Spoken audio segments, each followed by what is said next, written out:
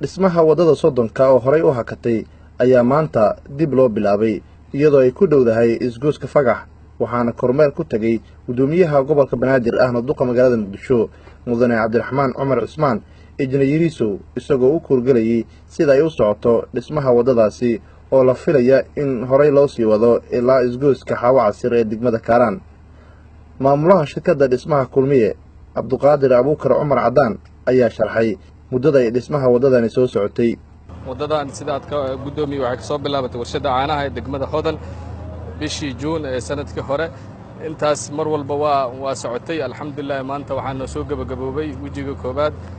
mudane gudoomiye shaqadan waa markii ay dib u bilaabitaanka aad noo furtay oo mar kale in dib loo bilaabo wax badan ay hakad gashay. hadda maanta waxaan aad ugu faraxsanahay inay markii aad timaadeen dhamaystirkeed aan nala joogto aad noo fududaysay wax kasta ay ku suuroobaysay.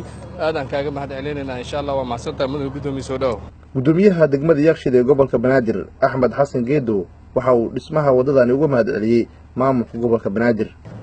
maanta aan joogno Yakshiid aan jecel lahayn inay ku dhamaato insha Allah taala haduu alla idmo Xawa Casir aan rajay doono laakiin balankeedana oo halkan oo ahaa oo maanta gudoomiyaha soo booqday. gudoomiye waan kaaga mahadcelinaynaa dhiirigelinta iyo adeega iyo soo booqashada iyo ka warqabka aad bulshada ka warqabto iyo shaqadu meesha ay maraysana waxaan leenahay waa ku mahadsan tahay.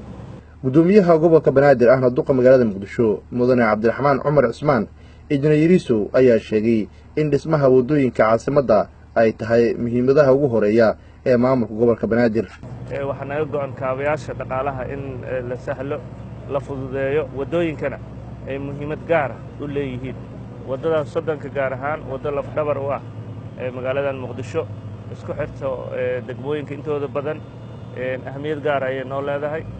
marka in wadadii iyo laamigii dhismihii uu sii socdana haddana gabagabo ku jiro inaan indhaheena ku soo aragnana wax weyn bay naga bedeleen.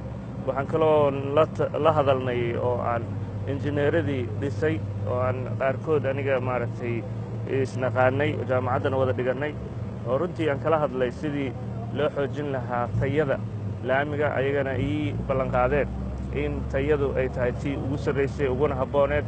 taasna rajo weyn ayay gelinaysaa shacabka. shirkadda waa shirkad Soomaali ah. annagana marka waxaa naga go'an in dhismayaasha wadooyinka ay noqdaan kuwo joogto ah. Nuur Saciid Taaliil warbaahinta qaranka magaalada Muqdisho.